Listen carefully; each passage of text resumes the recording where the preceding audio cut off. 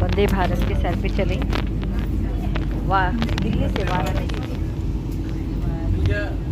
दिल्ली से वाराणसी 3 बजे ये दोपहर में ये ट्रेन वहाँ से वाराणसी से रवाना होती है और लगभग 10-15 में ये वाराणसी पहुँच जाती है।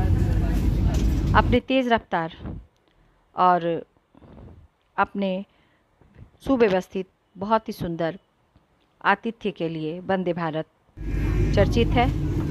मुझे भी 1 जून को इसका अवसर मिला। दिल्ली स्टेशन पर मैंने वंदे भारत ट्रेन से अपने सफ़र की शुरुआत की। ट्रेन जैसे ही वाराणसी के लिए खुली और अब धीरे धीरे रेल की पटरी पर ये आगे बढ़ती जा रही है और साथ ही साथ शहर पीछे छूटता जा रहा है। शहर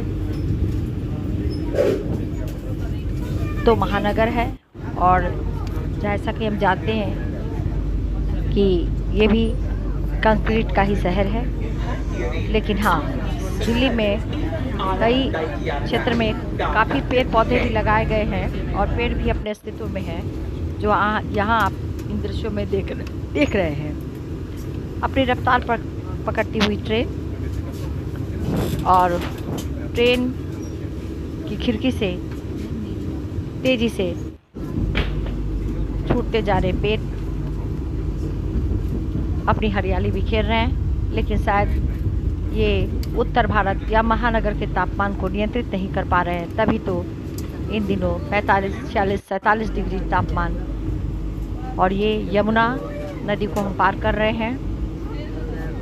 महानगरीय व्यस्त जीवन के कारण यमुना भी छोटी होती जा रही, इसका पार्ट कम होता जा रहा है, लेकिन हाँ, पेड़ पौधे अभी दिखाई दे रहे हैं। वंदे भारत 160 किलोमीटर प्रति घंटे की रफ्तार से और दिल्ली से रवाना होती है, फिर कानपुर में रुकती है। और देखिए, यहाँ इन लोगों का आतिथ्य का प्रारंभ हो चुका है। स्नैक्स, चाय, चॉकलेट्स, कचौरी वगैरह ये इन लोगों ने नाश्ते में हर यात्रियों को परोसा है। ये काफ़ी होता है, पर्याप्त होता है। टिकट की जितनी कीमत है वो बिल्कुल यहाँ वसूल हो जाती है। पानी के बोतल भी के लिए भी आपको खर्च नहीं करना पड़ता है। जूस होते हैं, कुछ बिस्किट्स होते हैं, यानी कि पर्याप्त हो जाता है और बच भी जाता है। फिर समय समय पर जैसे सूप भी परोसा गया है और साथ ही फिर वो बिल्कुल विमान के जो आतिथ्य है, आप उससे इसकी तुलना कर सकते हैं या उसका यहाँ एहसास आप कर सकते हैं।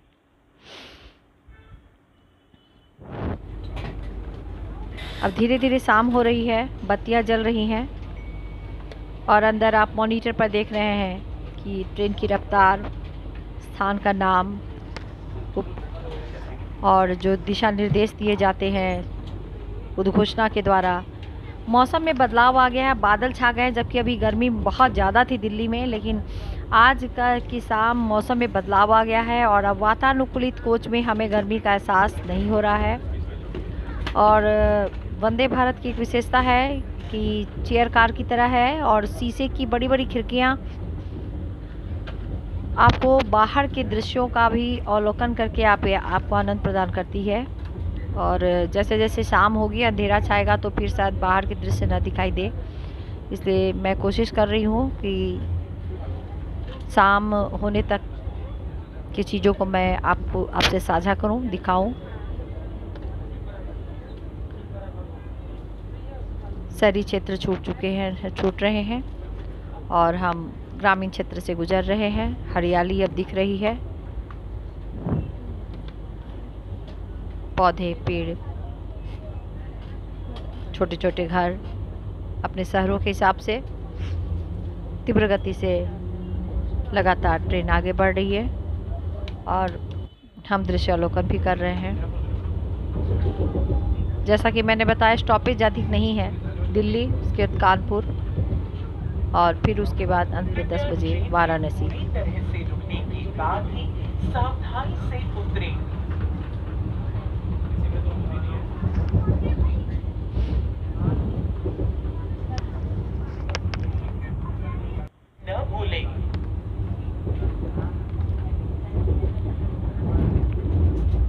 ट्रेन में उद्घोषिका के द्वारा दिशा निर्देश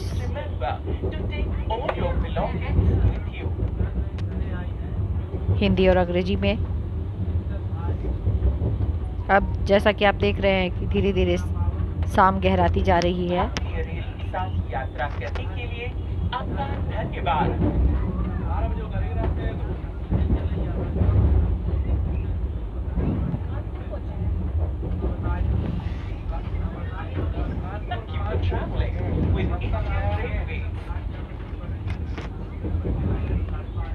इसकी रफ्तार अपने आप में एक बहुत अद्भुत अनुभूति प्रदान करती है।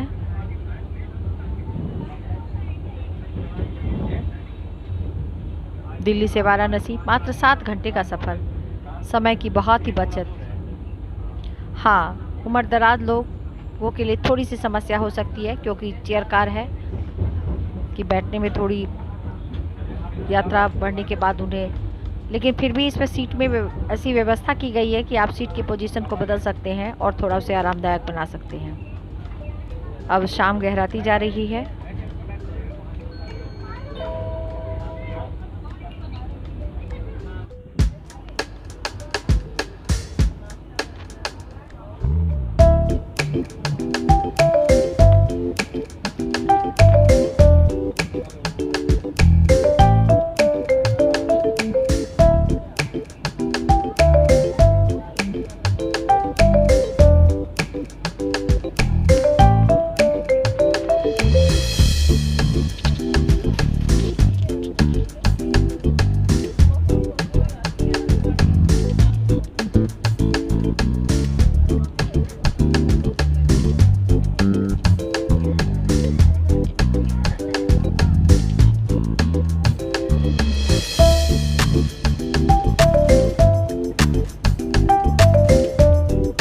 बत्तियां जलने लगी हैं प्लेटफॉर्म पर।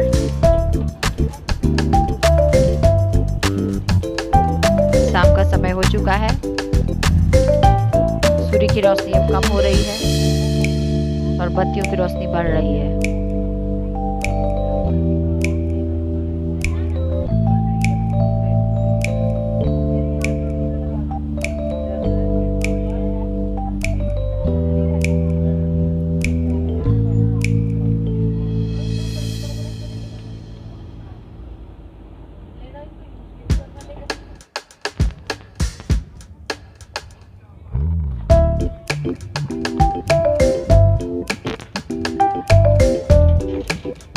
कानपुर में उतरने वाले यात्रियों की सीट खाली हो गई है।